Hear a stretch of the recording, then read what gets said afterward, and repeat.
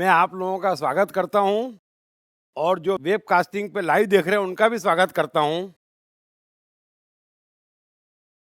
और बात तो सही है,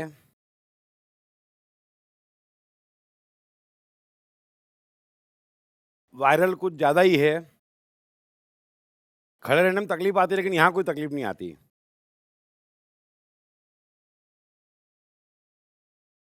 ऐसा भी कह रहे हैं कि आज आवाज़ में, चेहरे पे, एक्सप्रेशन पे काफ़ी फर्क आ रहा है।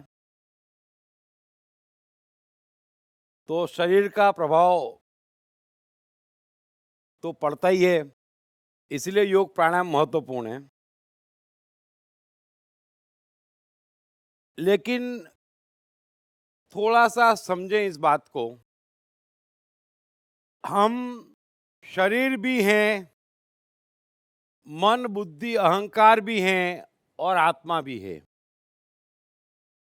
इस बात को आप हमेशा के लिए गांठ बांध लेना। कृष्ण कह भी चुके हैं कि शरीर से पर इंद्रियां, यानी इंद्रियों की सत्ता और ताकत शरीर से कहीं ज्यादा है। और इतना और समझ लेना कि उसके बावजूद भी न जाने क्यों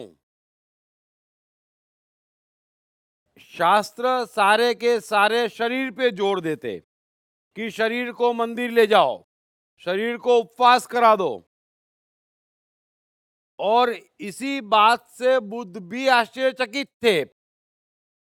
ये बात भी मैं पूरी जवाबदारी से कह रहा हूं, क्योंकि मैंने वैसे तो कभी कुछ नहीं पढ़ा, लेकिन जब भगवान ने ये सब भेजना शुरू किया तो मैंने सबसे पहले सारे शास्त्र पढ़ लिए ताकि मालूम पड़े उन्हें कहाँ कहाँ पकड़ना है। सो महावीर का पूरा जीवन शरीर के आसपास था, उनका पूरा ज्ञान शरीर के आसपास था। और बुद्ध आश्चर्यचकित रहते थे कि शरीर का मतलब क्या है, ये ऐसी बात क्यों, शरीर से होना क्या है। शरीर तो सबसे अंतिम सत्ता है हमारी, बड़ी ध्यान से समझ लेना, बड़े ध्यान से समझ लेना। हम भी ये समझते कि शरीर को उपवास करा दो, शरीर को मंदिर ले जाओ, शरीर को एक जगह बिठा दो, इससे होगा क्या। शरीर से पर इंद्रियां है।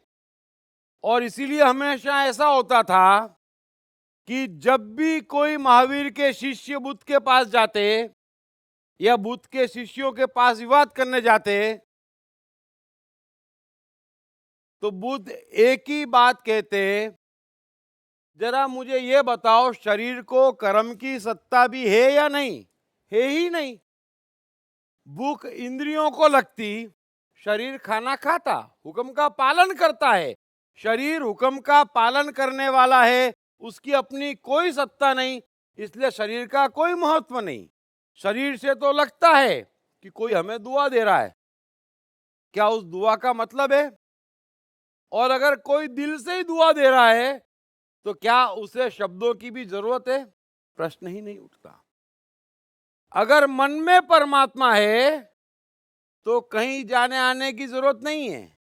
अगर नहीं है, मन में जमाने भर के स्वार्थ घूम रहे हैं और शरीर मंदिर चला भी गया तो उसका महत्व क्या है। सो बुद्ध एक ही सवाल पूछते थे, क्या शरीर अपने आप कुछ कर सकता, कतई नहीं। या तो वो इंद्रियों का हुक्म मानेगा, समझ लेना, या तो वो इंद्रियों का हुक्म मानेगा, या बुद्धि की बात सुनेगा, या मन का हुक्म मानेगा, या आत्मा का हुक्म मानेगा। तो ये चार स्तर पर मनुष्य जीता है। और इंद्रियों से पर मन, बुद्धि और आत्मा है। और जो अति पर है, कृष्ण कह रहे हैं, वो आत्मा है। तो जिसका शरीर आत्मा का हुक्म सुनता वो स्वयं परमात्मा है। जिसका शरीर अपने पावरफुल माइंड का हुक्म सुनता वो बड़ा धार्मिक है। जिसका शरीर बुद्धि और इंद्रियों का हुक्म सुनता वो अधार्मिक है।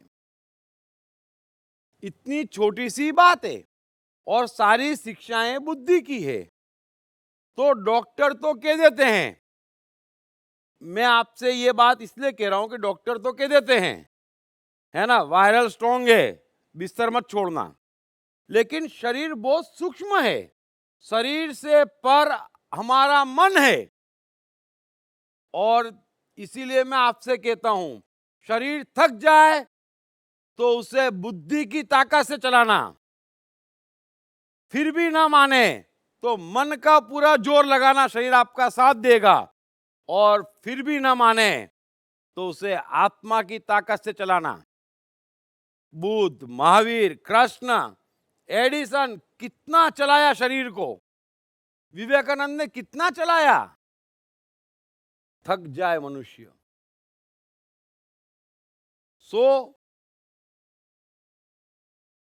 मैं ये इसलिए कह रहा हूं कि शरीर बड़ा कमजोर है, जल्दी थक जाता। और शरीर एक ऐसा कॉम्प्लिकेटेड इंस्ट्रूमेंट है जो बात बात पे बिगड़ जाता है ना। और हराम खोर भी हमको एक ही इंस्ट्रूमेंट दे रखा है, वो शरीर है। बाकी बुद्धि हमारी थकती नहीं। 100 विचार करते लाख आते, 100 विचार करते लाख आते। मन भी थकता नहीं, 1000 इच्छाएं करते लाखों और आती। थकता बेचारा शरीर है और करना उसे है। इन लोगों को कुछ करना नहीं, हुक्म देना है। शरीर को जितना आप ऊपर से चलाएंगे उतनी आप में थकान हमेशा कम रहेगी और आप कई कई कार्य कर सकेंगे। मैं ये यकीनी तौर पर मान के चलता हूं कि पिछले 2 सूत्र जो कहे थे कृष्ण ने, उनका अर्थ समझने में यहां पर बैठे किसी को कोई कंफ्यूजन नहीं हुआ होगा। न समझ में आया हो और रत्ती भर कंफ्यूजन हो। और कंफ्यूजन एक ही कारण से हो सकता, जितना ज्यादा बाहर का ज्ञान होगा उतना कंफ्यूजन होगा कि भाई हम ये तो करते आ रहे हैं, सदियों से सुनते आ रहे हैं, और कृष्ण कह रहे हैं कि ये तो मन, शरीर और इंद्रियों से संबंधित यज्ञ है। एक ही यज्ञ है जो कृष्ण कह रहे हैं कि उसकी आवाज सुनो, वो आवाज ब्रह्म है, उसका पालन करो। तू नहीं कर रहा, करने वाला भी ब्रह्म है, तू भी ईश्वर है, भेजने वाला भी ईश्वर है। और उस कर्म को पूरा करने के लिए जिस किसी भी चीज का तू सहारा ले रहा है वो सबका सब ब्रह्म है। किसी चीज में परमात्मा इतना भी कम नहीं है, इतना भी कम नहीं है।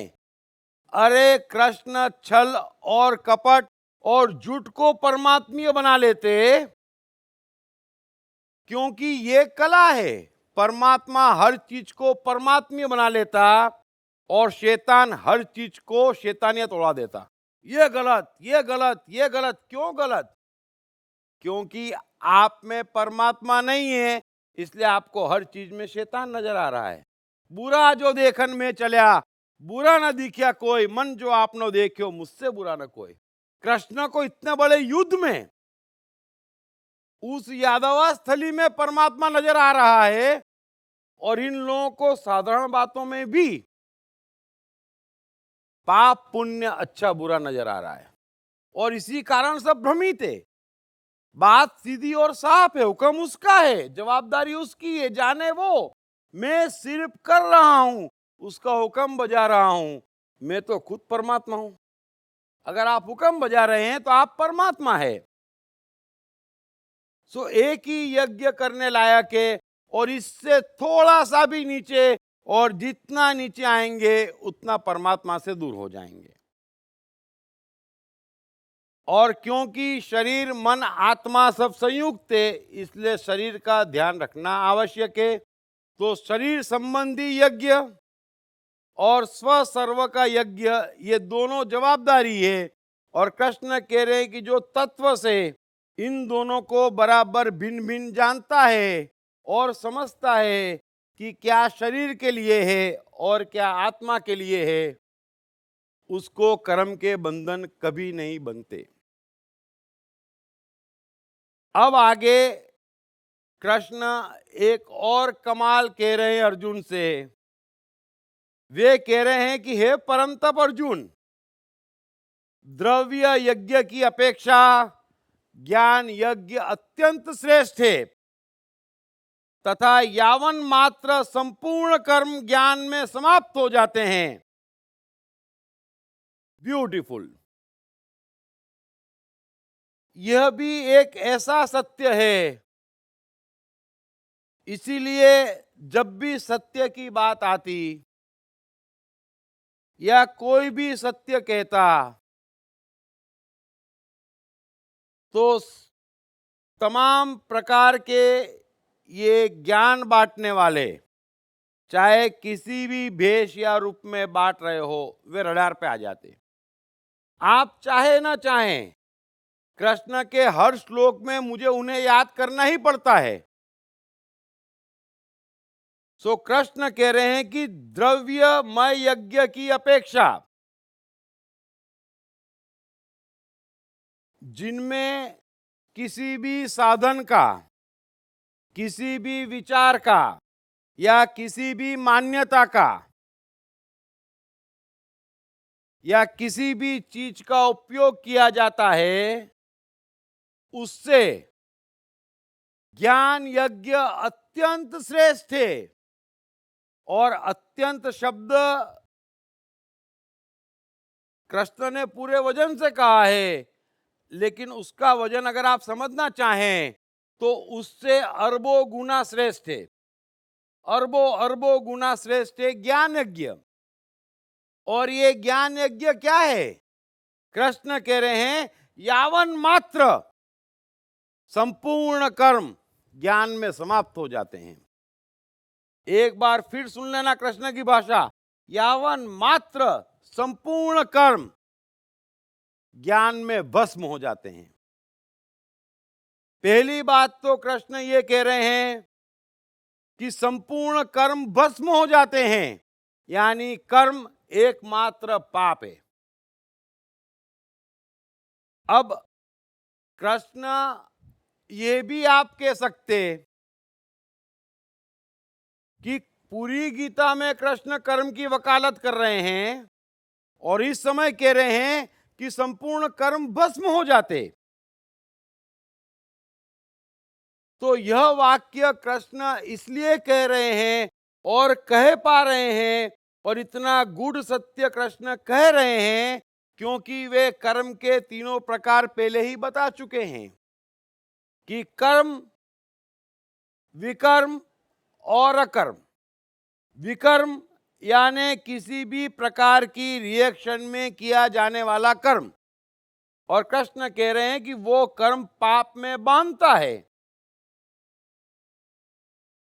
फिर किसी भी प्रकार की रिएक्शन में, फिर से कह रहा हूं, आपकी मान्यता, आपका विचार, आपकी सोच भी एक विकर्म है। मान्यता पहले है, कर्म बाद में है, रिएक्शन है, समझ लेना। आप मान रहे हैं कि ऐसा करना उचित है, ऐसा करने से स्वर्ग मिलेगा, ऐसा करने से इज्जत मिलेगी, ऐसा करने से सफलता मिलेगी। आप मान पहले रहे हैं और कर बाद में रहे हैं। तो ये जो रिएक्शन है किसी भी प्रकार की, वो आपको पाप में और महापाप में बांध रही है। और आप कर क्या रहे हैं, जरा गौर करना। हमें करना वो है जो वो भेजे, हमें बनना वो है जो वो बनाना चाहता। लेकिन जब हम सोचते, हम कुछ तय करते, तो फिर हम उस अनुसार कर्म करते। और सबके सब 24 घंटे विकर्म कर रहे हैं। खुद ही ने तय किया हुआ है कि डिग्री हमें सफल बनाती, फिर खुद ही 20 साल डिग्री लेने के लिए दौड़ रहे हैं। ध्यान से समझ लेना, खुद ही तय कर रहे हैं, खुद ही को किसी ने कहा है और खुद ही उसको फॉलो कर रहे हैं। समझ ही नहीं रहे हैं कि ये एक विचार जो आपका है या किसी ने आपको पकड़ा दिया है, वो आपके जीवन के सबसे कीमती 20 वर्ष लेके जा रहा है। और इसी वजह से आश्चर्य होता है जब मैं देखता हूं बच्चों को 6-6, 8-8 घंटे स्कूल में, बाद में ट्यूशन, साल भर, ऐसा 20 साल, और उस 20 साल में मिला के वो पढ़ कितना लेते हैं? 50-100 किताबें कुल मिलाकर। ये तो बड़ी धीमी गति हुई, ये तो बुद्धि का दिवालियापन हुआ।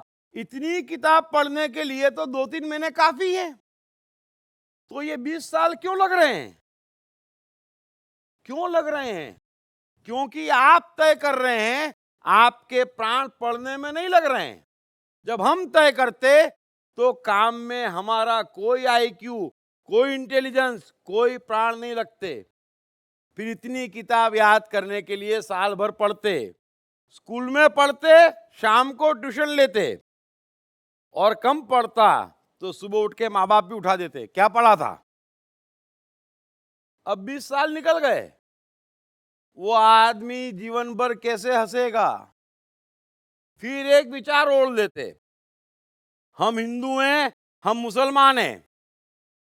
अब मुसलमान हैं तो हर साल 31 दिन रोजे रखते, साल में 1 महीना चला जाता।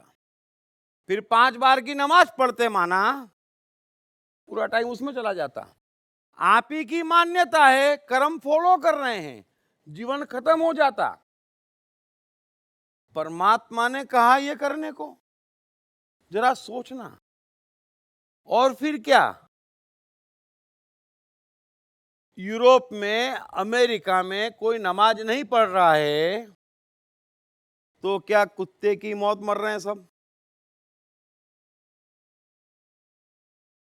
कोई मंदिर नहीं जा रहा है, संस्कृत नहीं बोल रहा है तो क्या सबके सब भिखारी हो गए?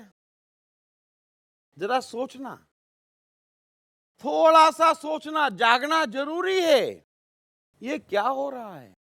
अरे धर्म एक है, सत्य एक है, जो सब पे लागू है। ऐसा कैसे हो सकता है कि एक पर ये लागू, दूसरे पे ये लागू, तीसरे पे वो लागू? आप कृष्ण का सत्य बताइए। कृष्ण जो कह रहे हैं वो आज से करोड़ वर्ष पूर्व के मनुष्य पे भी यही बात लागू थी। आज से अरब वर्ष बाद कोई मनुष्य आएगा तो यही सिद्धांत उस पे लागू है, बिना भेदभाव के।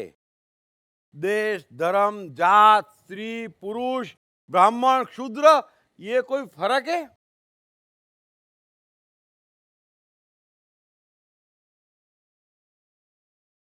तो कृष्ण जो कह रहे हैं वो समझ लेना कि द्रव्यमान यज्ञों की अपेक्षा ज्ञान यज्ञ अत्यंत श्रेष्ठ है। और यावन मात्र संपूर्ण कर्म ज्ञान में नष्ट हो जाते हैं। एकमात्र पाप है कर्म, अकर्म ही एकमात्र धर्म है। अकर्म का अर्थ बड़ा सीधा और साफ है, उसने भेजा, मेरे से हुआ, मैं करता हूं ही नहीं, बस। और अगर आप करता नहीं है तो आप भोगता नहीं है। मैं अभी इतना कह रहा हूं, मैं इसका करता नहीं हूं। पंडितों, मौलवियों, पादरियों, समाजों, नेताओं को जो समझ में आएगा वो मुझे देंगे। वो जो कुछ भी मुझे देंगे मैं परमात्मा को भिजवा दूंगा। भाई आपने मुझे दिया था, बदले में ये लोग ये दे रहे हैं। कुछ लोग प्यार करेंगे, कुछ लोग सुधरेंगे, कईयों का जीवन बनेगा। ये तो इतनी विस्तार से मुझे भेजता और मैं कहता वरना आज तक कभी ऐसा हुआ नहीं। और जो हुआ नहीं, मैं पहले ही कह चुका हूं, प्रकृति में हर बात, हर कर्म एक ही बार होता है। ये नहीं होता कि कोई दोहे कबीर ने कह दिए तो वो दोहे अरबों वर्ष पहले भी कभी किसी ने कहे थे या कहेगा, ये नहीं होता। उस पे परमात्मा और कबीर दोनों की मिली हुई लीला का अधिकार है। दूसरे किसी का उस पर कोई अधिकार नहीं, कभी आने वाला नहीं। प्रकृति क्रिएटिव है, हमेशा हर हमेश नया मनुष्य बनाती, हर एक के लिए नया जीवन बनाती, हर एक के लिए हर पल एक नया कर्म बनाती और हर एक को बड़ा ही अद्भुत और महत्वपूर्ण बनाती। ये उसका ऑटोमेशन है। ये नहीं होता कि ये गुलाब का फूल उगा है फिर मुरझा गया, फिर आप ये नहीं कह सकते कि ये फूल दोबारा उगेगा। वो नहीं उगेगा। लाखों फूल जीवित है लेकिन वो ये नहीं है। इस बात को आप समझते हैं लेकिन समझना नहीं चाहते। बार बार गीता का एक वाक्य, मैं तो कहता हूं रोज रोज रोज गीता के 400 श्लोक जो आपको मैंने गीता दी है उसके पढ़िए। आपको मैं कह रहा हूं, कृष्ण कह के जा चुके, आपके हाथ में किताब है, शब्द वो के वो ही है, आपके अंदर परमात्मा है। कभी ये मत पूछना कि क्या इसका इसके अलावा कोई इंटरप्रिटेशन हो सकता है। नहीं, आप भीतर जाएं और भीतर पूछें, बस। शब्द आपके सामने है, मैं विस्तार से कह रहा हूं, कृष्ण कह के जा चुके और वो कृष्ण आपके भीतर है। बाधा एक ही है, बाधा एक ही है कि दूसरों की जो कोलाहल अंदर जा चुकी है वो जरा उतरने में बाधा दे रही है और थोड़ी थोड़ी बाधा देगी, लेकिन आप उसे काट सकते अपने भीतर पूछ के। लाओ त्ज़ू का एक बड़ा ही खूबसूरत सूत्र था, क्योंकि लाओ त्ज़ू, कृष्ण और अष्टावक्र अलग अलग तरीके से एक ही बात कहते। अष्टावक्र इतनी ऊंचाई पकड़ते जिसकी हम कल्पना नहीं कर सकते। कृष्ण एक व्यक्ति से कह रहे हैं तो डे टू डे है, और लाओ से उन्हीं बातों को बड़ी ही इंटेलिजेंट तरीके से कहते हैं। सुनते ही हंसी आती कि ये किस तरीके से कह दिया, सुनते ही हंसी आती, कमाल का चमत्कार है। तो वे एक सूत्र कह के गए हैं, अपने तमाम सूत्र खत्म करने के बाद अंतिम सूत्र कि आपने जो कुछ भी कहा मैं ये कैसे समझूं कि ये सत्य है। लाओ से कह रहे अपने भीतर झांक कर, तुरंत समझ में आ जाएगा, बाकी दूसरा कोई तरीका नहीं है। कृष्ण 4 लाइन में कह के गए, मैं आपको विस्तार से कह रहा हूं, कृष्ण के शब्द आपके हाथों में हैं, मैं प्राणों के भी प्राण लगा रहा हूं कि मेरी आवाज आपके भीतर तक घुसे, आपके परमात्मा तक पहुंचे, उसकी सहमति आपको मिले और आपका जीवन बन जाए। क्योंकि उसकी सहमति के बगैर आप पूरी तरह से इन महान बातों को फॉलो नहीं करने वाले, क्योंकि इतना आसान नहीं है, इतना आसान नहीं है। फल छोड़ दो कहां से छोड़ेंगे हैं? वो तो भीतर की सहमति आएगी तो छूट जाएंगे। जितना छोड़ सकते, जितना छूटता छोड़ो। धर्म और अधर्म की क्लियर परिभाषा कृष्ण ने कह दी है। कृष्ण एक बार अर्जुन से नहीं कह रहे हैं कि तू ब्राह्मण है, जनेऊ पहन ले। कृष्ण ये नहीं कह रहे हैं कि तू हिंदू है, टीका लगा मंदिर जा। कृष्ण ये नहीं कह रहे हैं। कृष्ण ये नहीं कह रहे हैं कि ये मंत्र पकड़ और 50 बार जप ले, तेरे दर्द दूर हो जाएंगे। कृष्ण के पास ऐसा कोई मंत्र नहीं है। कृष्ण से बड़े करोड़ों लोग हुए हैं, उनके पास मंत्र है, उनके पास हर बीमारी का इलाज है। लेकिन वास्तव में इलाज एक ही है। गड़बड़ हमारे में है, जो हमने अज्ञान बाहर से ओढ़ रखा है। वो अज्ञान हट जाए तो ज्ञान प्रकट है। ज्ञान को कोई बाधा नहीं है, बाधा अज्ञान है। फिर कहते ये, अरे जो तुम कहो वो अज्ञान है, लो एक बात मुझे सिद्ध कर दो, एक शब्द लिख दो कि ये ज्ञान है। एक भी चीज ज्ञान नहीं है। जो आपके लिए ज्ञान है वो दूसरे के लिए अज्ञान हो जाता है उसी क्षण। जो काम इस क्षण श्रेष्ठ है, अगले क्षण वही काम खराब हो जाता। ज्ञान क्या करेगा, जरा सोचना। हर पल नया पल, हर पल नया जीवन, ज्ञान क्या करेगा। स्पॉन्टेनिटी धर्म है, उसकी आवाज धर्म है। बाहर का अज्ञान पूरा का पूरा हटा देना धर्म है, बंधना ही नहीं है।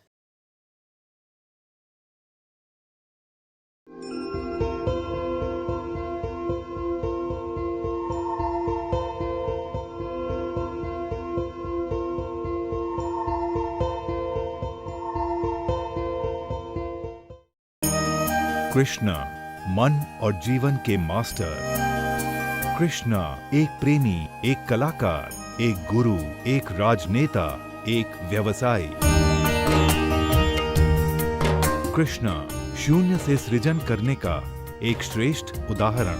कृष्णा जो कठिनतम परिस्थितियों में भी हंसते हुए जीने की कला सिखाते हैं। कृष्णा जिन्होंने जीवन का हर युद्ध जीता।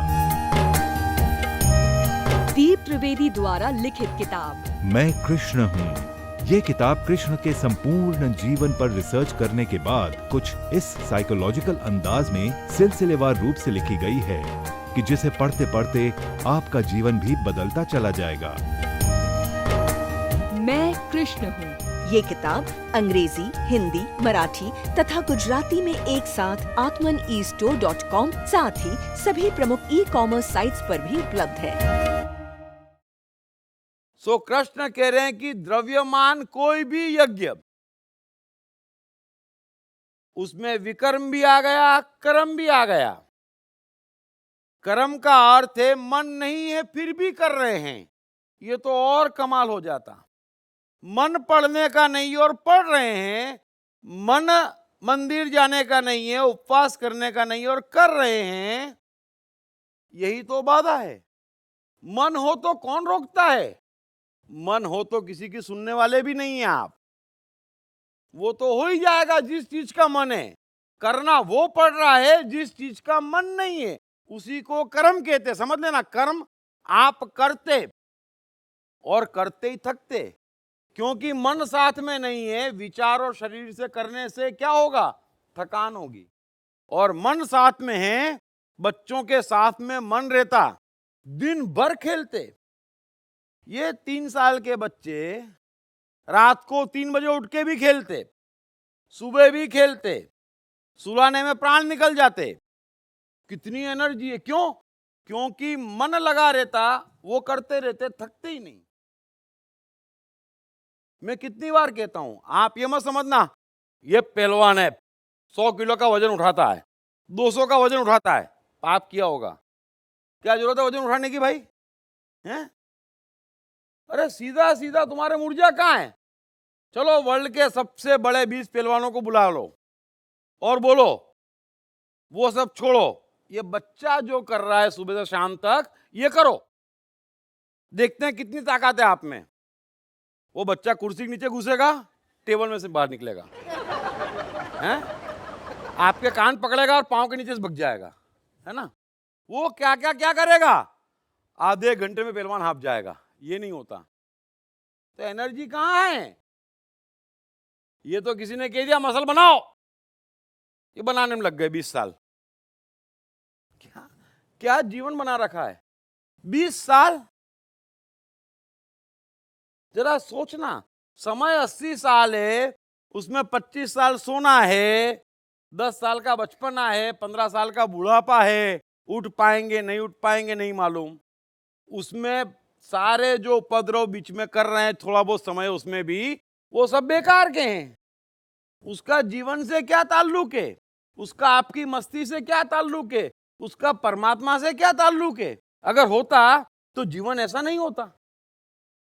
अगर वो होता तो बुद्ध कृष्ण को इतनी मेहनत नहीं करनी पड़ती। अगर वो होता तो कबीर क्यों दोहे कहते? ये तो परमात्मा की कृपा से करुणा के लिए बही और करी गई चीजें हैं।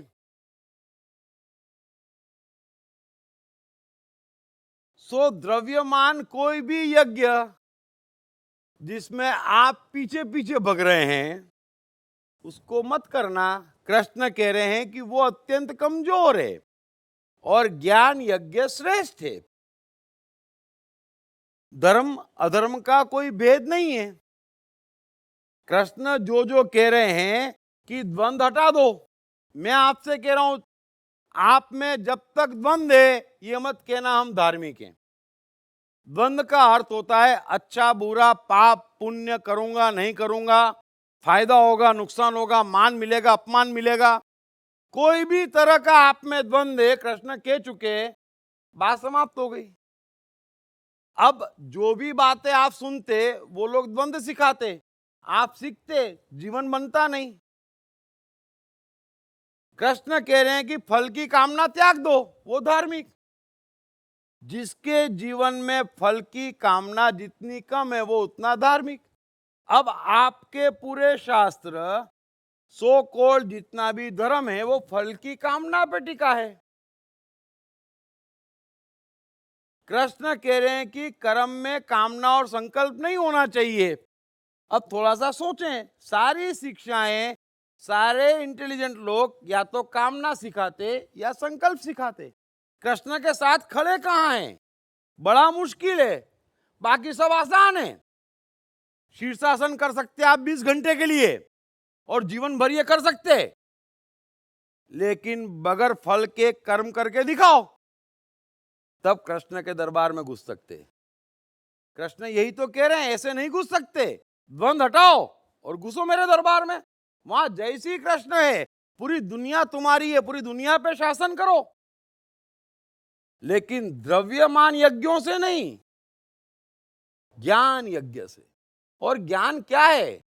फल की इच्छा त्यागो, द्वंद्व हटा दो, कर्मों में से कामना और संकल्प हटा दो, बाहरी किसी भी प्रभावों से प्रभावित होना बंद कर दो। कृष्ण गुण बता तो रहे हैं धार्मिक मनुष्य के। कृष्ण ये नहीं कह रहे हैं कि वो टीका लगाता है, वो रोजे कर रहा है, वो मंदिर जाता है, वो भगवे पहनता है, वो टोपी लगाता है, वो दाढ़ी बढ़ाता है। अरे ये इतना आसान है? अरे धर्म इतना सस्ता हो गया, बिल्कुल इजीली अवेलेबल हो गया, हर एक को अवेलेबल है, और दिन में 10-10 बार अवेलेबल है। और फिर घर में 30-40 तो भगवान के फोटो लगा देते।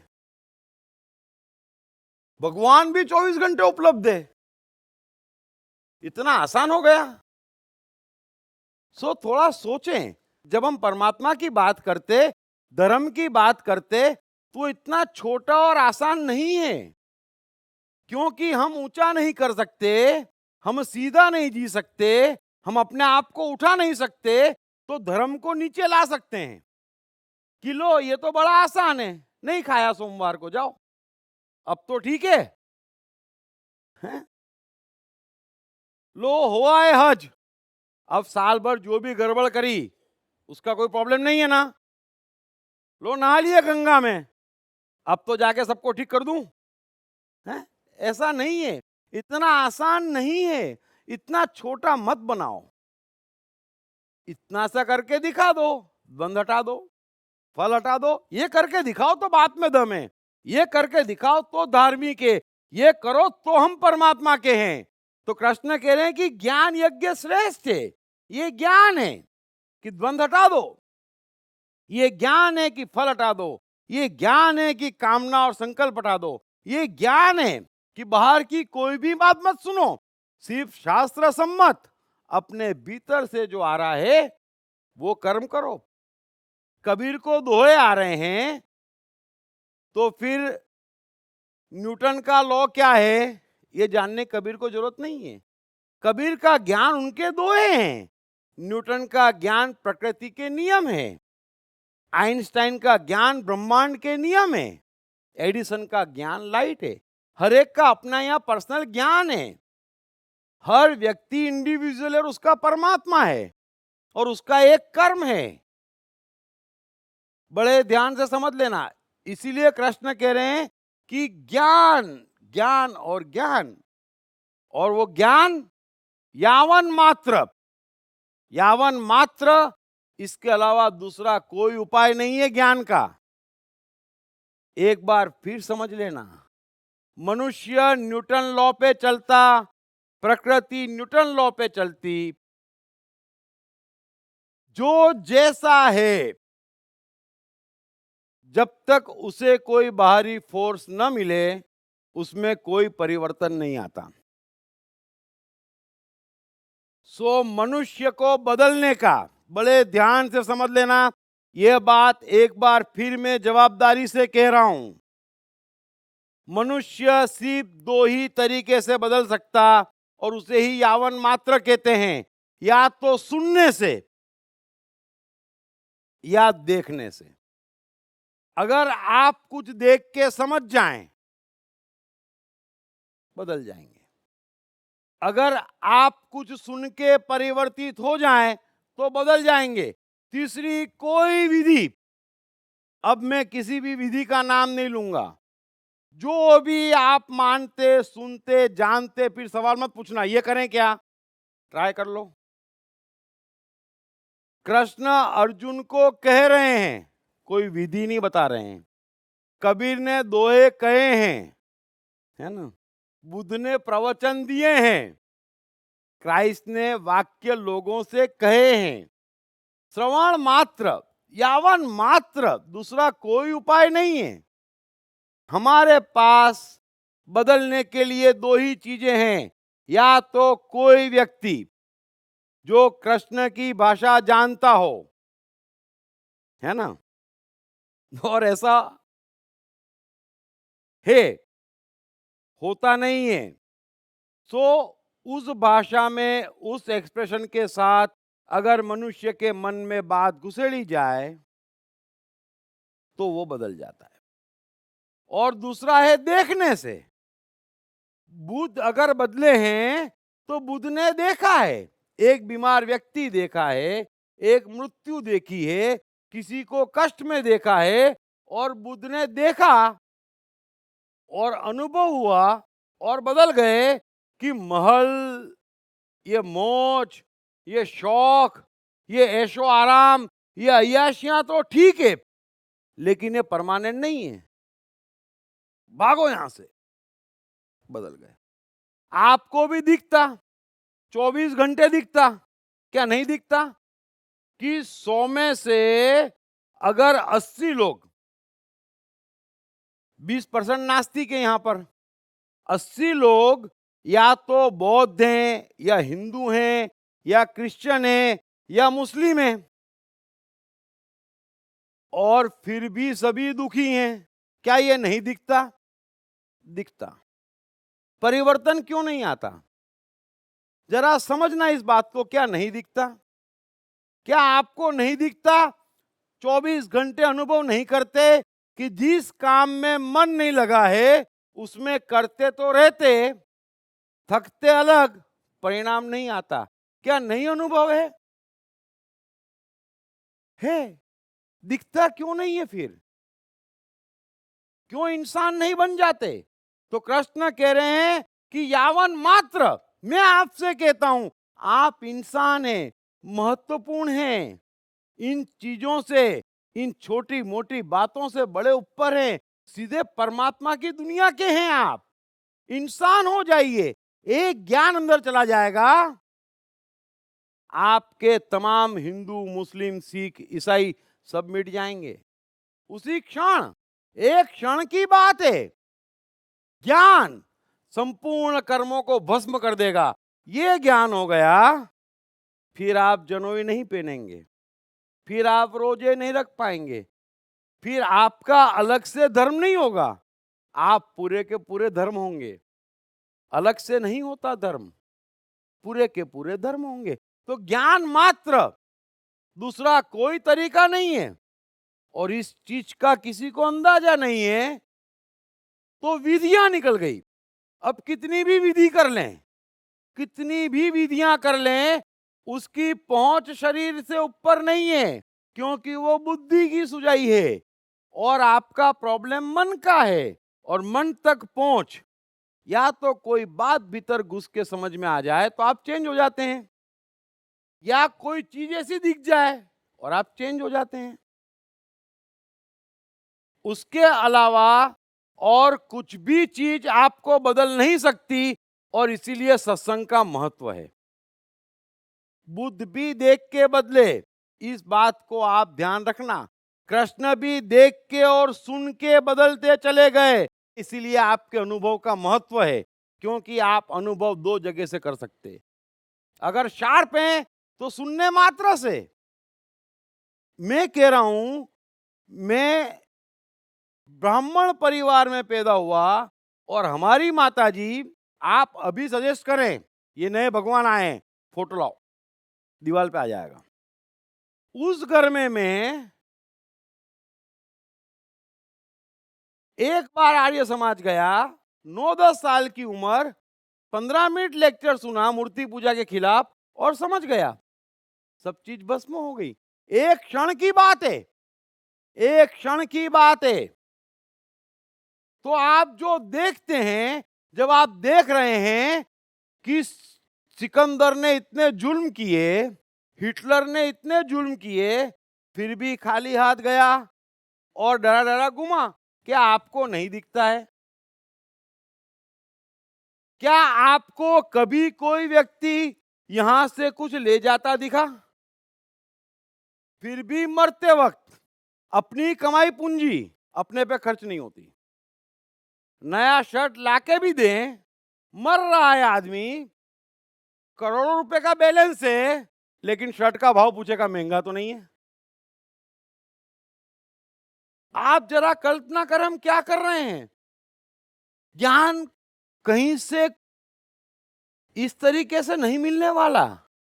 आपका जीवन है, आपकी आंख और आपका कान और आपका अनुभव, भीतर परमात्मा बैठा है। भीतर के परमात्मा को पूछिए। मेरे भाई, मेरे दोस्त, पहली बात तो परमात्मा को ऊंची चीज मत बनाओ।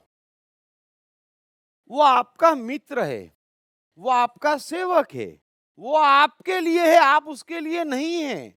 सबसे बड़ी गलतफहमी ये है, इसीलिए परमात्मा से काफी कुछ हम मांगते, डरते, ये क्या कर रखा है। अर्जुन का भी यही हाल है। अरे वो हमारा मित्र है, उसका काम है, क्योंकि हम ही खा सकते और परमात्मा को पहुंचा सकते। वो एक स्वादिष्ट भोजन का स्वाद सूर्य चांद तारों से अपेक्षा नहीं करता। वो जानवरों से भी अपेक्षा नहीं करता कि बढ़िया घी में बना हलवा बन जाए। वो तो जो मिलेगा कच्चा पक्का मांस, छोटी मोटी घास खा जाएंगे, हैं? तो हम सब कुछ पहुंचा सकते, वो चाहता है हम पहुंचाए, हमें पहुंचाना चाहिए। दरअसल जीवन का सत्य ये है कि वो जो कुछ भी पहुंचाए वो आप दे दो, और बाहर से जो कुछ भी मिलता है वो उसको दे दो। बस आपको कुछ नहीं करना है। वो जो भेजे वो बांट दो और जो मिले वो उसको पहुंचा दो, बस।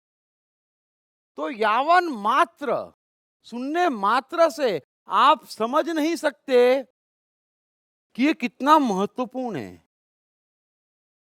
मैं मानता हूं आप समझ रहे हैं, सभी समझेंगे, जीवन सुधरेगा, दुनिया बदलेगी, लेकिन थोड़ी सी बात समझें। मैं ये कर लूं, मैं वो कर लूं। अरे आप 20 साल से कर रहे हैं, एक छोटी सी ईर्ष्या तो जाती नहीं और पकड़ती, एक छोटा अहंकार जाता नहीं और 10 पकड़ लेते। पिछले 20 साल से रोजे कर रहा हूं, पकड़ता ही है ना। जरा कल्पना करना, जरा सोचना, कुछ मिलता थोड़ा ही है। तो कृष्ण कह रहे हैं कि द्रव्यमान कोई भी यज्ञ हो, उससे ज्ञान यज्ञ अत्यंत श्रेष्ठ है। और ज्ञान यज्ञ कैसे मिलेगा? यावन मात्र। क्या हम नहीं जानते? जरा सोचना अपने भीतर, ऐसा कौन सा सत्य है जो आप नहीं जानते? मैं जो आपसे कह रहा हूं, कृष्ण जो अर्जुन से कह रहे हैं, उसमें से ऐसी कोई भी बात नहीं है जो आप नहीं जानते। जो आप नहीं जानते वो वे बातें हैं जो आप सुनते आ रहे हैं, है ना? अरे हाथ में लिखा है, यहां पे लिखा है, अरे हमारे कर्म में लिखा है, हमारे मन में लिखा है। हम परमात्मा की किस मात्रा में सुन रहे हैं, उससे हमारा जीवन बन और बिगड़ रहा है। कोई भी साइकोलॉजिस्ट भविष्य बता सकता, अगर साइकोलॉजी जानता। भविष्य बताना कोई हाथ का काम है, कोई शास्त्रों का काम है, कोई ज्योतिष का काम है? अरे हम कुछ भी करते तो चांद पे प्रभाव नहीं होता, हम कुछ भी करते सूर्य पे प्रभाव नहीं पड़ता, और सूर्य कुछ भी करेगा हम पे प्रभाव पड़ेगा। अरे निर्जीव सजीव का कुछ लेना देना नहीं है। कहां कहां से ज्ञान ले आते, क्या बोलूं मैं? तो पूरी छूट है आपको। आप सजीव हैं, एक चीज निर्जीव खा के बता दीजिए, एक चीज निर्जीव खा के बता दीजिए। खा ही नहीं सकते। लोहा खाएंगे, एल्यूमिनियम खाएंगे, कुर्सी खाएंगे, टेबल खाएंगे, खा के दिखा दीजिए। आप जो भी खाएंगे वो सजीव होगा। सीधा नियम क्यों नहीं समझते? तो हम पे जो प्रभाव डालता है वो सजीव है, वो प्राण है, निर्जीव वस्तुएं। फिर वो चाहे पत्थर हो, चाहे इमारत हो, चाहे वास्तु चेंज कर दो, वो हम पे कैसे प्रभाव डाल सकती? नियम तो समझो। हम सजीव है, सजीव खाते, सजीव जीते।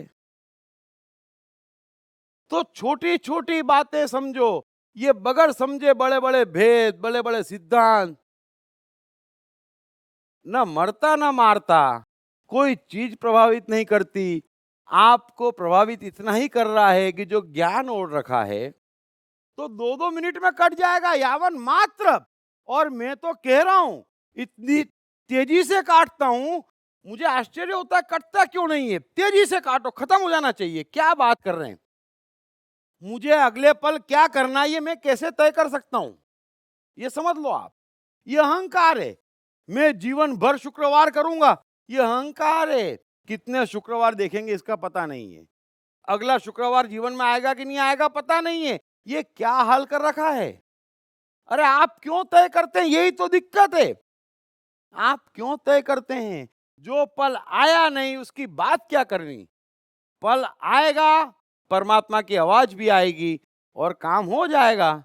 उससे ऊपर के किसी ज्ञान की आवश्यकता नहीं, और फिर आपकी कोई जवाबदारी नहीं।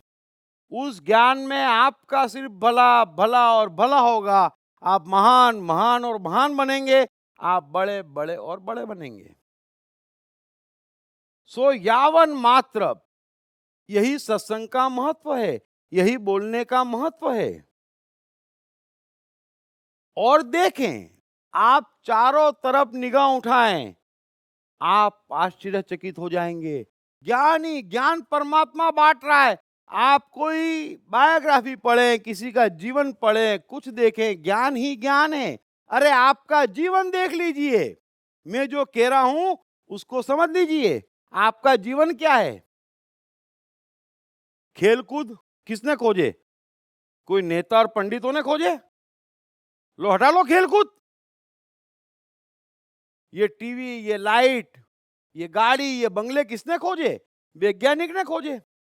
आपको चाहिए क्या? धन। किसने खोजा? व्यवसायियों ने खोजा। तो इन तीनों को तो आप समझते हो ऑर्डिनरी। जरा अपना जीवन देखें, फिर आप सोचते हैं कि परमात्मा मुझे बख्श दे। तो कृष्ण कह ही रहे हैं कि जो भक्त मुझे जैसे बसता है, मैं भी उसे वैसे ही बसता हूं। आपके दिल में अरे एक छोटा सा कलाकार आ जाता तो मैं उठ के खड़ा हो जाता। कला भगवान की देन है। ऐसे ही आती, ऐसे ही आती नहीं आती। और हम करते क्या? वो बेचारा बांसुरी बनाता, कोई प्रेम से सुंदर घड़ा बनाता, हम 5 रुपए यूं पटकते। अगर परमात्मा कह दे पटके मत 5 रुपए, तू खाली घड़ा बना तो ही वापर, क्या हाल हो जाएंगे आपके? जरा सोचना।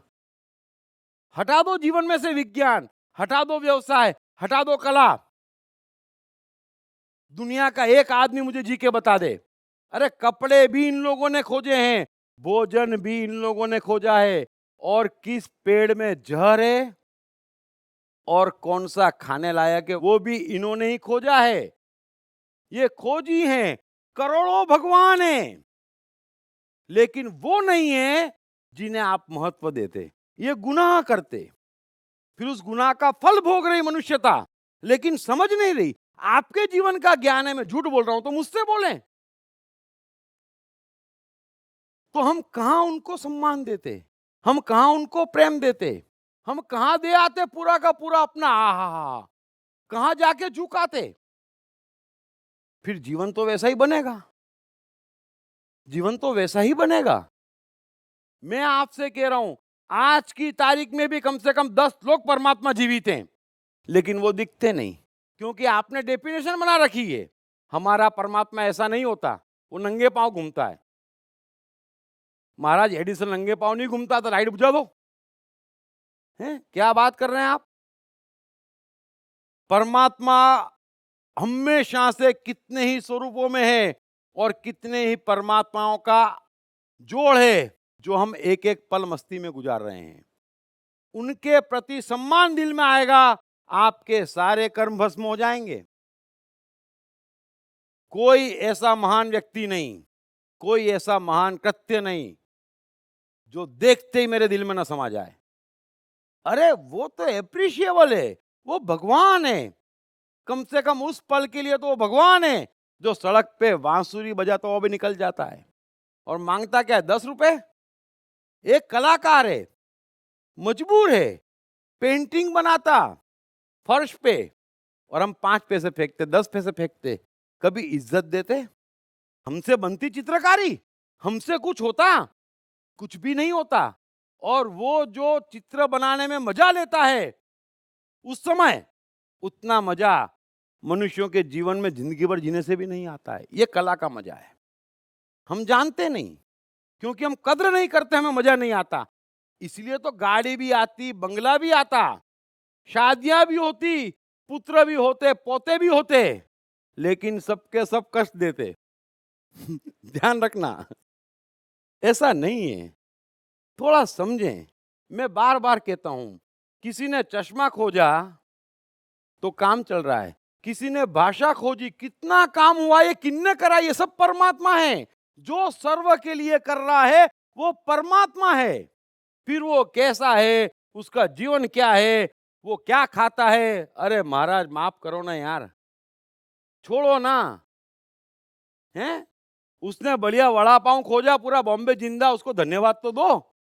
वो क्या करता था, ना उसके माँ बाप कौन थे, ना उसका धर्म क्या था, ना। छोड़ो ना महाराज, बहुत परेशान कर लिया जीवन भर, युगों से परेशान कर रहे हैं आप। अब छोड़ो मनुष्य को, क्राइटेरिया देखो जो कृष्ण कह रहे हैं।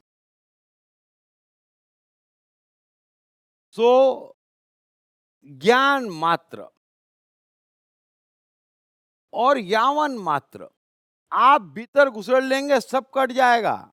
अगर आपको मेरी बात समझ में आ गई, आप ही का जीवन है, आप जानते हैं, सारे शास्त्र हट जाएंगे। आज के आज आपके जीवन पे इतना भी फर्क नहीं पड़ेगा। ऊपर से काफी समय बच जाएगा, काफी पैसे भी बच जाएंगे, फायदा ही होगा। लेकिन अगर वैज्ञानिक हटा लेंगे और फिर आधे घंटे बाद मुझसे मिलना, आप कहेंगे इससे तो मरना बेहतर है। क्या बात कर रहे हैं आप?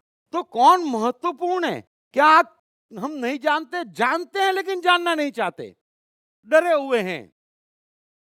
क्योंकि ये बेचारे तो दे जाते, गालिब शेर दे के चले गए हैं। वो गायक ने कैसे गाया, संगीतकार कौन सी ऊर्जा से संगीत बनाता है, ये तो हमको मालूम नहीं है। उस ऊर्जा का हमें कुछ पता नहीं है। हम 50 रुपए में सीडी खरीद के लाते, हालांकि वो भी पुरानी बात हो गई।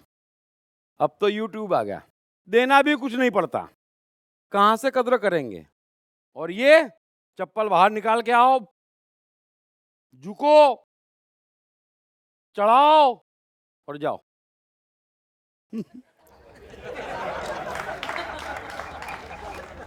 दरअसल मनुष्य की दिक्कत है, उसको कोई लात मारता ना तो वो झुकता। और ये गलत साइकोलॉजी है। ये सुबह शाम गाली देते, बालक शादी कर ली। महाराज आपके माँ बाप ने भी करी होगी, आप सबूत के तौर पे खड़े हैं, है ना। अरे ये खा लिया, शुक्रवार को दिखे नहीं। हमको लगता हाँ यार हमने बड़ा गड़बड़ कर लिया, इसने अच्छी लातें मारी, धन्यवाद धन्यवाद। महाराज और कुछ हुक्म बोलो। बस बिजनेस बिजनेस कैसा रहा महाराज? अच्छा रहा। कुछ मिला नहीं? अगली बार लाता हूं महाराज।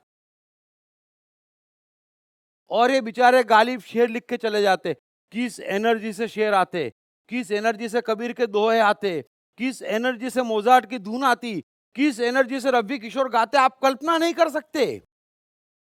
मैं क्या बोलूं, अभी मैं बोल रहा हूं, आपको क्षमता नहीं है, आप जान नहीं सकते किस लेवल की एनर्जी लगती है। लेकिन संसार की एक ही दिक्कत है कि मनुष्य को जो मिल जाता है ना, वो समझता है ये तो मेरे बाप का है। एडिसन की लाइट मिल गई, 20 रुपए दे दिए, बल्ब जल गया। अरे एडिसन को धन्यवाद कहना भूल गए, क्या कमाल कर दिया आपने। हवाई जहाज में तो बैठ गए, राइट ब्रदर्स को सलाम करा कभी नहीं। और कभी कोई बोल भी दे तो लोग बाग आ जाते, उसमें राइट ब्रदर्स क्या करेगा, राम जी के पास पहले से था। लेकिन भैया हमने 10,000 साल में किसी को हवाई जहाज पर उड़ते नहीं देखा, ये देखा 105-10 वर्ष पहले से ही जब राइट ब्रदर्स ने खोजा। तो थोड़ा सा उनको भी दे दो यार, थोड़ा सा दे दो चलो, क्योंकि आपके पास तो राम जी थे, मुसलमानों के पास, बौद्धों के पास, क्रिश्चियनों के पास नहीं है। वो पूरा दे दे, आप थोड़ा दे दो, दो तो सही। हम कुछ धन्यवाद नहीं देते, हम समझते 50 रुपए में सीढ़ी आ गई। तो मेहरबानी करके जो मैं कहना चाह रहा हूं वो आप समझें। सत्य, धर्म, ज्ञान कोई ऐसी चीज नहीं है जिससे कोई मनुष्य अनजान है। या तो कोई उसे ढंग से कहे, बात भीतर घुस जाए, वो परिवर्तित हो जाएगा, या तो वो स्वयं कुछ देख ले और समझ जाए, चारों ओर ज्ञान पड़ा है, वो परिवर्तित हो जाएगा। बाकी कुछ भी आप करेंगे तो भटकेंगे भटकेंगे भटकेंगे, और मर्जी आपकी। आप बसते जाइए उल्टा, कृष्ण बसते जाएंगे सीधा। वो पहले ही कह चुके हैं, जो भक्त जैसे बजेगा मैं भी बजूंगा, छोड़ूंगा किसी को भी नहीं। तो आज की बात मैं यही समाप्त करता हूं, और किसी के कोई सवाल हो तो पूछ सकते हैं, कोई कुछ कहना चाहे तो कह सकता है।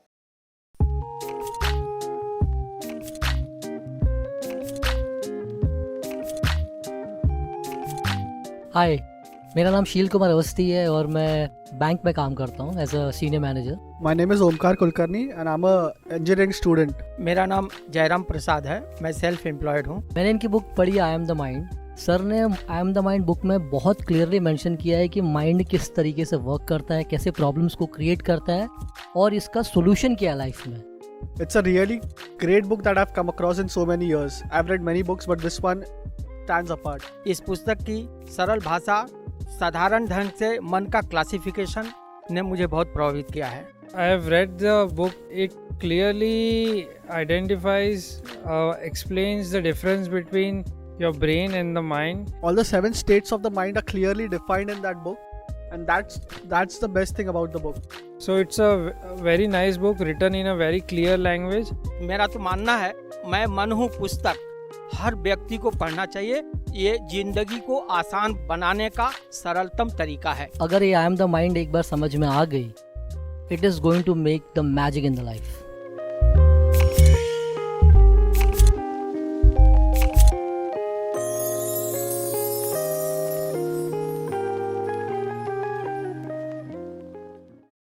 हाँ प्लीज माइक देना। जय श्री कृष्ण। बोलिए। सर, आज आप हर चीज़ परब्रह्म ये बात बोल दिए, बहुत अच्छी बात है। आज का प्रोग्राम आपका बहुत ज़बरदस्त और डिफरेंट था, और आपके एक एक शब्द भी हमारे अंदर ऐसे उतरे हुए, आज जो भी क्वेश्चन पूछने की मेरे हिसाब से सवाल ही नहीं उठता। आज का प्रोग्राम आलोचना का प्रोग्राम है। हम अपने आप को आलोचना करके इसको समझ गया तो धन्य हो जाएगा, नहीं तो नरक में भी जगह नहीं मिलेगा। हेलो हाँ प्लीज। सर, जैसा कि आप जब बोलते हैं तो ऐसा नहीं लगता है कि आप गीता सुना रहे हैं या गीता पढ़ रहे हैं। ऐसा लगता है कि वो आपके अंदर से फूट रही है और ऊपर से आ रही है।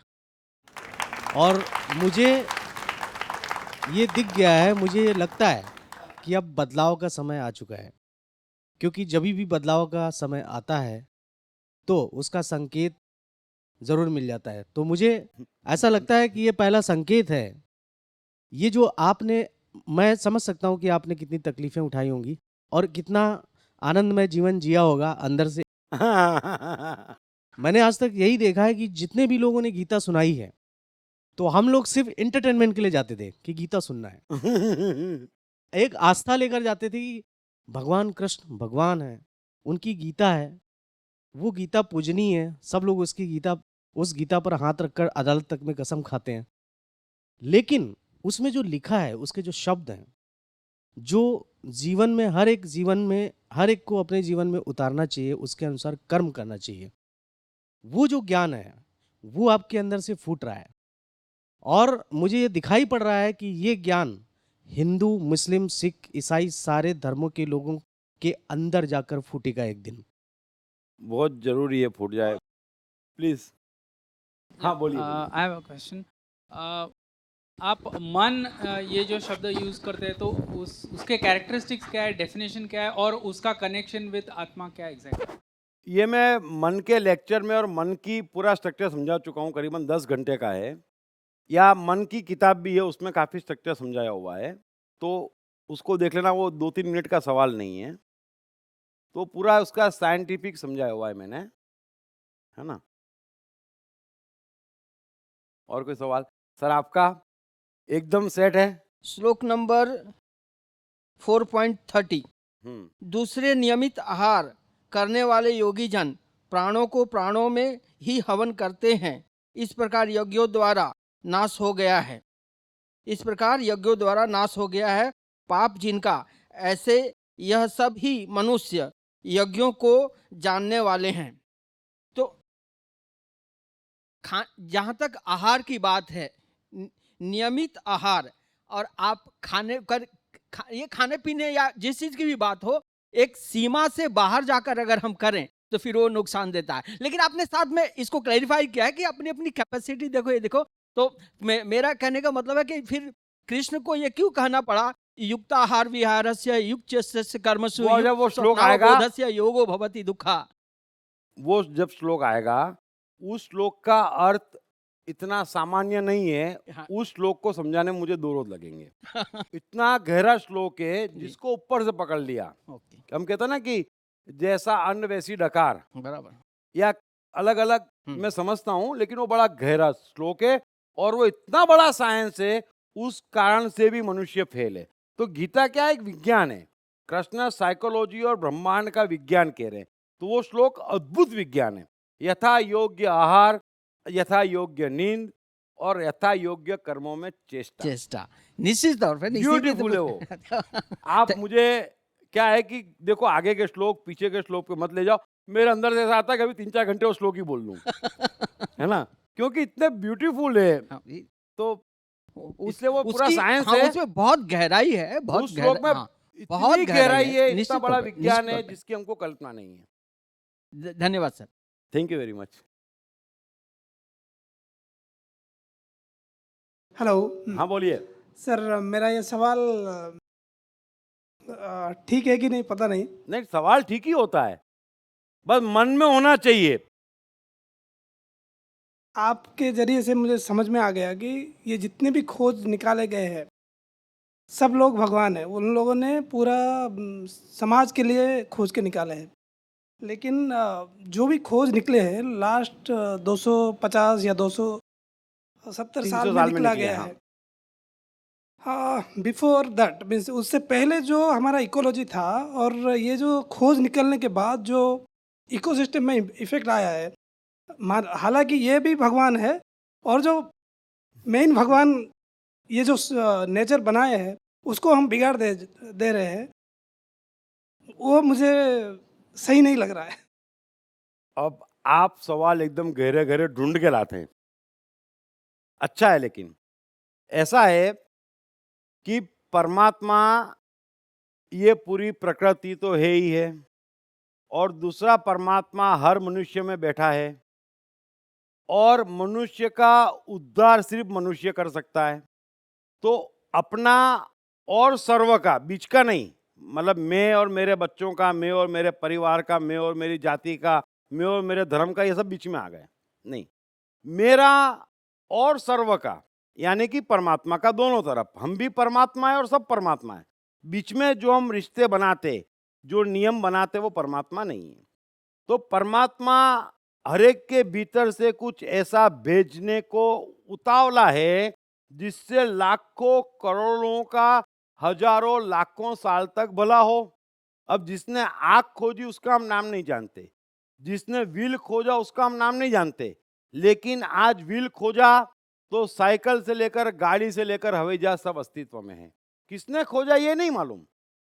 न्यूटन ने नियम खोजे तो हवाई जहाज बना। न्यूटन के नियम से ही सारा विकास हुआ, आइंस्टाइन के नियमों से सारा विकास हुआ। अब जो भीतर से निकल रहा है वो सबकी सेवा कर रहा है। प्रोसेस में वातावरण बिगड़ रहा है, वो भी परमात्मा है। फिर वातावरण सुधारने के लिए और आयुष्य बढ़ाने के लिए मेडिकल साइंस आ जाता है। पहले जो एवरेज आयु एकदम कम थी, वो आज बढ़ गई वातावरण बिगड़ने के बावजूद भी। और वातावरण अगर बाहर का बिगड़ा है तो मनुष्य भी बिगड़ा है ना। पहले मनुष्य खाने में, चलने में, मेहनत करने में डरता नहीं था, तो विज्ञान का फायदा तो उसने नहीं उठाया, कोई आनंद से नहीं भर गया, धन्यवाद किसी को नहीं दे दिया, लेकिन आलसी हो गया। तो ये हमारा दोष है, जो फायदा उठा रहे हैं वो उठा ही रहे। सो बाहर ऑक्सीजन कम है और मेरे लंग्स मजबूत है, तो मुझे तो ऑक्सीजन मिलने ही वाली है ना। और बाहर सिर्फ ऑक्सीजन है लेकिन मेरे पास लंग्स ही नहीं है, तो ऑक्सीजन मिलने वाली नहीं है। तो सवाल हमारे लंग्स का ज्यादा है, बाहर का कम है ना। तो हम ये नहीं कह सकते कि आविष्कार हुआ, अरबों का जीवन बढ़ा, लेकिन थोड़ा प्रदूषण बढ़ा। तो इस संसार में एक भी कृत्य ऐसा नहीं हो सकता जिससे सब कुछ सिर्फ अच्छा हो, है ना। वो कृत्य सिर्फ लाश कर सकती, उससे कभी किसी का कुछ बुरा नहीं होना है, अगर टाइम से दफना और जला दिया जाए तो, है ना। नहीं तो वो भी बदबू मारती। सो कोई भी कृत्य अच्छा या बुरा नहीं होता। सुनामी आता तो भी नुकसान होता, अब वो तो प्राकृतिक क्रिया है ना। धरतीकंप आता तो भी नुकसान होता, तेज बारिश आती तो भी नुकसान होता, और बारिश नहीं आती तो भी नुकसान होता। तो उससे कोई मनुष्यता नहीं थम जाती। ये अपने नियमों से सब आता जाता, जिसके लंग्स मजबूत है, जो स्वयं मजबूत है ना, वो सारे तूफानों में कहां से कहां निकल जाता और कमजोर बहाने बनाता, गलतियां ढूंढता। ऐसा हुआ, अरे तो उसका उपाय भी है। तो आराम आविष्कार की जननी है, एडिसन ने कहा, ठीक है ना। तो हमें अपना आराम खोजते आना चाहिए कि भाई प्रदूषण बढ़ा है तो आधा घंटा खुली हवा में चलने जाएं, है ना, थोड़ा प्राणायाम कर लें। तो हमें अपनी रक्षा करते आना चाहिए, लेकिन प्रगति के साथ ही चलना चाहिए और हर परमात्मा को नमस्कार करना चाहिए, उससे कभी कोई नुकसान नहीं होता। आप ये नहीं कह सकते कि अपने एल्फ्रेड नोबल ने धमाके किए या धमाके खोजे या ब्लास्ट किए तो दुनिया में कितना नुकसान हो गया। या आइंस्टाइन ने सूत्र दिया, अरे वो सूत्र ना होता तो क्या होता? कुछ भी ना होता हमारे पास। फिर हम ये नहीं कह सकते आइंस्टाइन ने सूत्र दिया, लोगों ने न्यूक्लियर बम बनाया और हिरोशिमा को ध्वस्त कर दिया। आप ये नहीं कह सकते, है ना, कि आइंस्टाइन ने सूत्र दिया, लोगों ने न्यूक्लियर बनाया, हिरोशिमा पे फेंका। तो वो तो फेंकने वाले की, बनाने वाले की, है ना, उस पे है। एक प्रश्न ऐसा है कि आज आपने आहार के बारे में जो बताया कि जीवित आहार हो, तो नॉनवेज खाना इस कॉन्टेक्स्ट में क्या? जो भी सजीव है वो नॉनवेज है ना, सिंपल बात है। तो इन चीजों का महत्व नहीं है, आपकी भावना और प्रकृति की रचना है। क्या है कि आप हिंदू धर्म में देखेंगे तो कभी भी इन बातों का कभी कोई महत्व था नहीं। ये सारा महत्व 2500 साल पहले आया है और बुद्ध का प्रभाव इतना हो गया, मैं पूरी जवाबदारी से सत्य बोल रहा हूँ, है ना, वरना आप वेद वगैरह सब पढ़ लेना। तो बुद्ध का प्रभाव इतना बढ़ गया कि उनसे उलझना मुश्किल हो गया, क्योंकि 2 करोड़ में से 1.25 करोड़ हिंदू बौद्ध हो गए। और जब इतना प्रभाव बढ़ गया तो बुद्ध जो कह रहे थे या बुद्ध के कहने का जो तात्पर्य पब्लिक निकाल रही थी वो हिंदू धर्म ने ग्रहण कर लिया। और आज की तारीख में आप जो देखते हैं ये मल्टी स्टारर मसाला फिल्म है।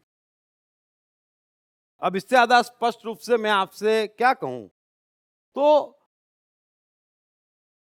जो कृष्ण कह रहे हैं कि मनुष्य न तो कुछ पा सकता न खो सकता, लेकिन पाने पे गर्व कर सकता और खोने पे दुख कर सकता, तो वो असत्य में जी रहा है। वैसे ही न कोई मरता न कोई मारता, लेकिन अगर मेरे में मरने का भाव है तो मैं डर सकता, अगर मुझे मारने में रस है तो मैं क्रूरलिटी पे उतर सकता। तो वो पाप है, एक्चुअल में हिंसा नहीं है, मनोदशा पे निर्भर है। अभी मोहम्मद ने भी कितने वध और युद्ध किए, है ना, अभी कृष्ण ने तो जब मनुष्य की वो नहीं है, आपकी भावना क्या है और प्रकृति की रचना क्या है। आपको खाना सजीव हर हाल में पड़ेगा, बरोबर है। और फिर इन चीजों से दुनिया नहीं चल रही है। मैं बड़ा स्पष्ट कहना चाहता हूं और स्पष्ट कह रहा हूं, आप चाहेंगे तो उससे भी ज्यादा स्पष्ट कहूंगा। मैं हमेशा कहता हूं, ये सुबह शाम चिल्लाते हैं कबाबी कबाबी। अरे महाराज, इन सारे कबाबियों ने ही वो सारी चीजें खोजी है जिनसे आप ऊपर से लेकर नीचे तक ढके हैं और जिनसे आपके आश्रम बने हैं। त्याग दो उनको, त्याग दो, गलत बात मत करो। प्रकृति की रचना बनी है। आप शेर को नहीं कह सकते कि तू हिरण का शिकार कर रहा है, रचना ऐसी बनी है। जो रचना बनी है वो बनी, आप उसको हटा के देख लीजिए, आप हटा के देख लीजिए, दुनिया को ज्ञान बांट दीजिए। अगर यूं तो 90% पॉपुलेशन बल्कि ज्यादा मांसाहारी है, और कहने को 100% है क्योंकि सजीव ही खाते हैं, बड़ी स्पष्टता से कह रहा हूं मैं। अगर वो 90% चेंज हो गए तो हिंदुस्तान में तो प्याज नहीं मिलेगा, ऐसा भाव हो जाएगा। फिर कोई बुद्ध महावीर बचाने नहीं आ पाएंगे कि साहब ये प्याज को क्या हो गया। तो आपको जो ठीक लगता है, आपकी भावना क्या है और कौन क्या कर रहा है, आप बाहरी प्रभाव से क्यों आते हैं। जैसा जिसका जो कर रहा है उसमें रत्ती भर कुछ बुरा नहीं है। आप जैसे ही किसी चीज को, जो कृष्ण कहते हैं कि लोक संग्रह को देखते हुए कर्म करना चाहिए, जैसे ही मनुष्य लोक संग्रह से हटा, इसलिए कृष्ण ने अपने अलावा सबको शिक्षा दी कि आप लोक संग्रह से हटेंगे और ऊंच नीच बात करेंगे, आप नहीं जानेंगे इसका अंतिम परिणाम क्या होगा। और अंतिम परिणाम यह होगा कि मनुष्यता तड़प तड़प के मर जाएगी। ये बड़ी सीधी बात है। हम क्या मानते, वो क्या मानते, ये क्या कहते और मेरे क्या कहने से दुनिया क्या सोचती, मुझे उससे फर्क नहीं पड़ता है। लेकिन क्या करूं, सत्य ही ऐसा है और इतना भी कॉम्प्रोमाइज सब कुछ बिगाड़ देगा। तो कोई आपको जबरदस्ती नहीं करता है। मैं हमेशा कह रहा हूं, भाई आप कोई चीज नहीं करते, समझो मैं पैंट शर्ट नहीं पहनता, कई बुजुर्ग ऐसे हैं, हम धोती पहन के घूमते हैं, तो अच्छी बात है, उसमें इतना इतराने की क्या जरूरत है? हम पैंट शर्ट पहन रहे हैं तो खराबी क्या हो गई?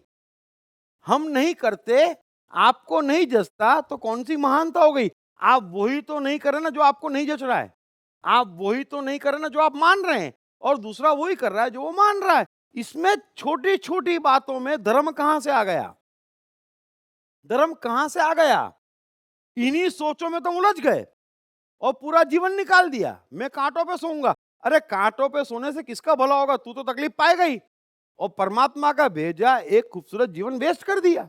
तुम क्यों भ्रमित करते हो? कृष्ण बार बार कह रहे तुम भ्रम में मत डालो किसी को। जीवन की लीला सीधी और साफ है, आप बदल के देख लो, आप बदल के देख लो। मैं कितनी बार कहता हूं, एक कृत्य ऐसा करके बता दो जिससे सिर्फ ठीक होता हो ही नहीं सकता। आप सांस भी लेते हैं तो लाखों कीटाणु मरते हैं, आप पानी भी पीते हैं तो लाखों कीटाणु मरते हैं। आप रोक के दिखा दो, मुंह पे पट्टी बांध ली, कम मरेंगे। अरे तो यही जीवन है क्या?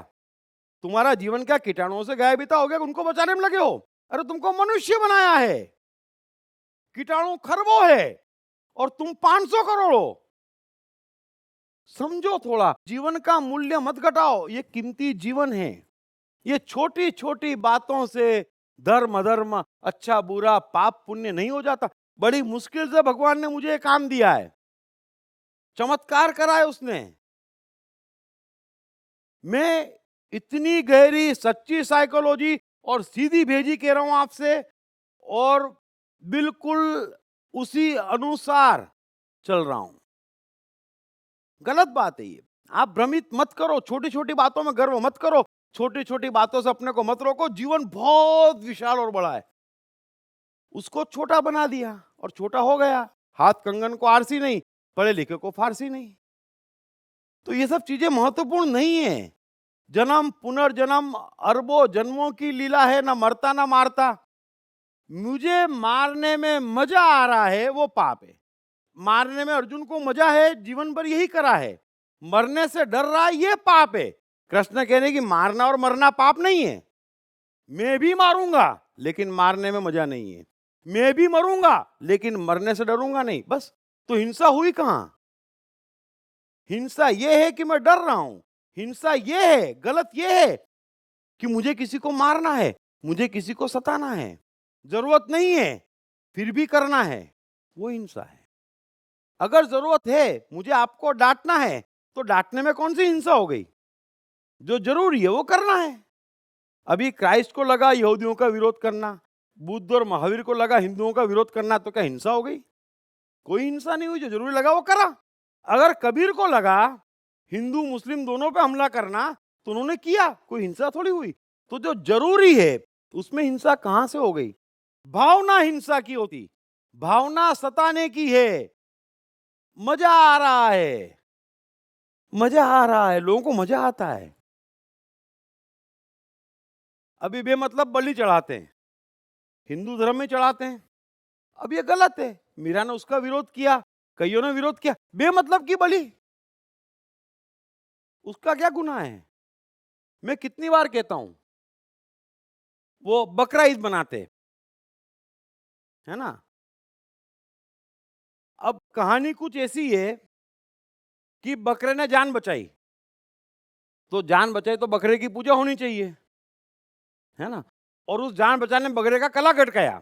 आप समझे, बकरे ने जान बचाई, मोटा मोटी तौर पर मैं कह रहा हूं, और जान बचाने में बकरे का गला कट गया, तो उस बकरे का आपको सम्मान करना चाहिए, तमाम बकरों का सम्मान करना चाहिए। इसका अर्थ ये नहीं निकाल सकते बकरे को काटना चाहिए। तो काम तो हम वही कर रहे हैं जो हमें करना है, बात हम वही मान रहे हैं जो मानना है। ABCD बगैर अफवाद के इतनी स्पष्टता से एक आदमी पैदा नहीं हुआ जो कह दे। कबीर की बात नहीं कर रहा, वो इतनी स्पष्टता से कहते हैं क्योंकि मेरे कहने के बाद, उसके भेजने के बाद जो होता है वो भी उसी को मिलने वाला है, मुझे नहीं मिलने वाला है ना। तो मुझे कोई बात किसी कर्म करने से, कोई बात कुछ कहने से रोक नहीं सकती। लेकिन चूंकि आप लोग समझदार हैं, इतने समय से हैं, तो क्यों छोटी छोटी बातों में उलझते हैं? अगर कोई एक कर्म करने वाला मनुष्य लाखों का भला कर रहा है, तो वो कर्म खराब कैसे हो गया, मुझे ये बताइए। उस कर्म में पाप होता तो परमात्मा उसे लाखों का भला करने की एनर्जी कहां से देता? ये छोटी सी बात तो समझे, कहां उलझाए पड़े हैं अपने को, कहां उलझाए पड़े हैं। ये नियम नहीं है। अगर वो चीज गलत है, सब कुछ परमात्मा है, लेकिन सब कुछ सबके लिए परमात्मा नहीं है ना? आपके लिए, मेरे लिए पैंट टी शर्ट परमात्मा है, अभी इस समय धोती परमात्मा नहीं है। कल 180 किलो का हो गया तो वो भी परमात्मा हो जाएगी, मजबूरी हो जाएगी धोती पहनना, है ना? तो वो भी परमात्मा हो जाएगी। आज नहीं है, ये मेरा सत्य है। अब किसी को पसंद है, वो उसका सत्य है। तो धोती पहनने से, भगवा पहनने से कुछ हो जाता और न पहनने से कुछ बिगड़ जाता, ये हम कहां की बात कर रहे हैं? कितने वैज्ञानिक, कितने कलाकार, कितने व्यवसायी भगवा पहन रहे हैं या टोपी लगा रहे हैं, दाढ़ी बढ़ा रहे हैं, तो क्या उनका बुरा हो रहा है? अरे जितने आतंकवादी हैं, जिन्होंने पेरिस पे हमला किया, बॉम्बे में हमला किया या आज माली में हमला किया, क्या वो नमाज नहीं पढ़ते? क्या वो रोजे नहीं रखते? तो रोजे और नमाज रखना कहां से पवित्र हो गया? मैं वही तो कह रहा हूं और स्पष्टता से कह रहा हूं। इन चीजों का उससे क्या ताल्लुक है? हमारे लंग्स अच्छे होंगे तो हमें सिर्फ ऑक्सीजन मिलेगी, लंग्स नहीं होंगे कार्बन डाइऑक्साइड भी नहीं मिलेगी। तो हमारे लंग्स हमें मजबूत करना है, हमारे भाव मजबूत करना है। मेहरबानी करके प्लीज, मैं काफी ईमानदारी से जितनों को फायदा हो जाए कह रहा हूं, छोटी बातों में उलझाना नहीं है, उनसे कुछ लेना देना नहीं है। ये छोटे छोटे गर्व करते रहते, हमारी माता जी, बाकी सब तो ठीक है। हद ये करती, अभी भी जीवित हैं, सुनी रही होगी और फोन आ ही रहा होगा उनका, वो बोले मैं सिर्फ स्टील की थाली में खाती हूं। और क्या होता है, इन मैंने देखा है, ये धार्मिक लोगों के अपने विचित्र अहंकार होते। फिर 10 सहेलियां आती, कांच में, इसमें, सिर्फ स्टील में। फिर मैं भी मैं हूं, उन्हीं का पैदा किया हुआ हूं, है ना? तो फंक्शन में कहीं फंस जाती तो घर से स्टील की थाली लेके आती। अब फंक्शन में तो आप जानते हैं स्टील की थाली मिलती नहीं, तो वो घर से लेके आती, मैं गायब कर देता। थोड़ी देर तो बैठी रहती, अरे स्टील की थाली मिलेगी, स्टील की थाली मिलेगी, कोई ला देगा। सब बच्चे मेरी सुनते और सबको मेरे जैसा पक्का बना रखा है मैंने बोला वो कुछ भी बोले, लेने जाना ही मत। क्यों जाएंगे हम लेने भाई? तो सब जने खाना शुरू कर देते, थोड़ी देर देखती, फिर जब लगता कि कोई पूछ नहीं रहा है, कोई थाली ला नहीं रहा है और खाना खत्म होने आ गया, तो बोलती ऐसा कुछ नहीं है, आपकी खुशी के लिए मैं इसमें भी खा लूंगी। तो ये क्या चक्कर है, ये क्या बातें हैं, ये क्या अहंकार है, क्या बिगड़ जाता है, क्या बन जाता है? वो जैन लोग, इसमें जिलेटिन है, हम नहीं खाएंगे, ये है, ये नहीं करेंगे। अरे आपको कायदे से एक भी दवाई नहीं खाना चाहिए, क्योंकि हर दवाई की खोज जानवरों पे प्रयोग करके उनको मार के खोजी गई है। तब मैं मानूंगा आप सही कह रहे हैं। अपनी सुविधा से आप विज्ञान का सब कुछ वापरोगे, वो उन्हीं वैज्ञानिक का वापरोगे जिन्हें आप गाली दे रहे हो। गलत बात है। अरे मानो तो मानो, बताओ ना कि हाँ मैं मानता हूं। नहीं मानते और दूसरों को बुरा कहते, आपसे कुछ होता नहीं, धरती पे बोझ हो, भगवान ने गलती करी, दोबारा भेजने वाला नहीं है। लेकिन जब तक हो तब तक दूसरों को क्यों परेशान कर रहे हो? तो ऐसा मत करो, थोड़ा समझें। हम वही चीजें वापर रहे हैं। अभी आप जिस कलाकार के गाने सुनते, वाह क्या धुन बनाई है मोजार्ट ने, लेकिन नहीं, ये तो नॉनवेज खाता था। ऐसा होता है कहीं? ऐसा मत करो। ये भगवान ही पहनता था, अरे ये तो नमाज ही नहीं पढ़ता था, है ना? एडिसन तो बाइबल को बकवास कहता था। तो क्रिश्चियनों को उनकी लाइट नहीं वापरनी चाहिए? नहीं वापरनी चाहिए ना? तो ऐसा तो करते नहीं है हम। लाइट भी एडिसन की वापरेंगे, एडिसन को बदनाम भी करेंगे। इसलिए कोई ऐसा काम मत करो, सत्यता में जियो। जीवन इतना सीधा सादा नॉर्मल है, धर्म हमारा जीवन, हमारे अंदर की बात है, हमें जीना है। इस संसार में से किसी भी कठपुतली को हमें जवाब नहीं देना है ना? हमें जवाब भी उसको देना है और सुनना भी उसकी है, सुनना भी उसकी है। ये कठपुतलियों को चिल्लाने दो, जितना आप उसकी सुनोगे ना, इनके धागे आपके हाथ में आ जाएंगे, है ना? ये कुछ भी चिल्लाने दो, कठपुतलियां हैं सब संसार में। इसलिए अपन छोटी बातों मत उलझो, मेहरबानी करके प्लीज, मैं आपसे निवेदन करता हूँ।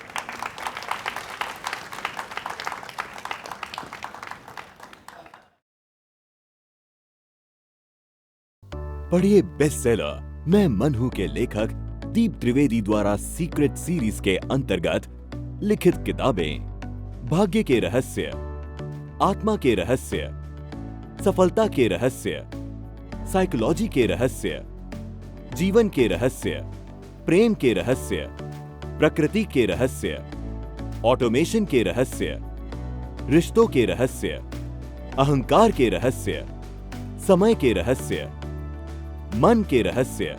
ये किताब अंग्रेजी, हिंदी, मराठी तथा गुजराती में एक साथ atmanestore.com पर भी उपलब्ध है। कृष्ण का बचपन कैसा गुजरा? कृष्ण राधा का प्यार क्या था? कृष्ण ने कितने विवाह किए? कृष्ण की चाइल्ड साइकोलॉजी क्या थी? कृष्ण ने ग्वाले से द्वारकाधीश तक का सफर कैसे तय किया? ये यादव स्थली क्या है? इन तमाम सवालों के जवाब जानिए। दीप त्रिवेदी द्वारा लिखित किताब मैं कृष्ण हूँ। ये किताब कृष्ण के संपूर्ण जीवन पर रिसर्च करने के बाद दीप त्रिवेदी द्वारा कुछ इस साइकोलॉजिकल अंदाज में सिलसिलेवार रूप से लिखी गई है कि जिसे पढ़ते पढ़ते आपका जीवन भी बदलता चला जाएगा। मैं कृष्ण हूँ। ये किताब अंग्रेजी, हिंदी, मराठी तथा गुजराती में एक साथ atmanestore.com साथ ही सभी प्रमुख ई-कॉमर्स साइट्स पर भी उपलब्ध है। दीप त्रिवेदी की मनुष्य के जीवन और उसकी साइकोलॉजी पर एक गहरी पकड़ है। मनुष्य जीवन के विभिन्न पहलुओं पर सर्वाधिक चर्चा करने का रिकॉर्ड भी उन्हीं के नाम पर है। मनुष्य जीवन का ऐसा कोई पहलू नहीं जिस पर उन्होंने खुलकर चर्चा ना की हो,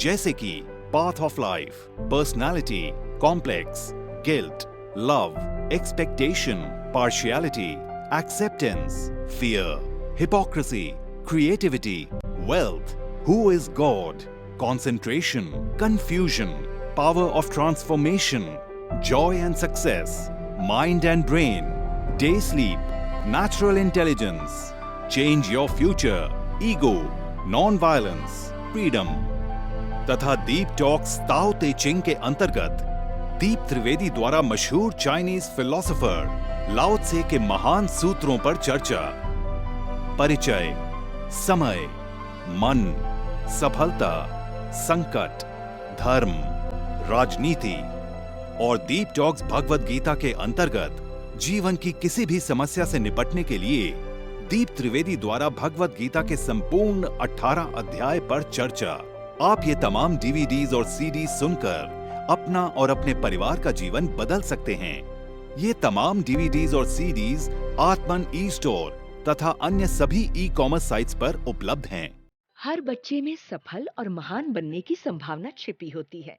सवाल बच्चे द्वारा अपनी प्रतिभा को निखारने का तथा सही परवरिश पाने का ही होता है। दीप त्रिवेदी द्वारा लिखित रोचक ग्राफिक बुक्स पढ़िए। The story of Thomas Edison, अनपढ़ एडिसन के महान वैज्ञानिक बनने की दास्तान। नॉटिनेस टू ग्रेटनेस, स्टीव से स्टीव जॉब्स बनने की कहानी। हॉटी टू डॉन्टी, चाइल्ड साइकोलॉजी समझने हेतु शेर के बच्चे की कहानी। ना सिर्फ बच्चों बल्कि हर माता पिता व टीचर के लिए भी आवश्यक ग्राफिक बुक्स हिंदी तथा अंग्रेजी में आत्मन ई स्टोर तथा अन्य सभी ई कॉमर्स साइट्स पर उपलब्ध।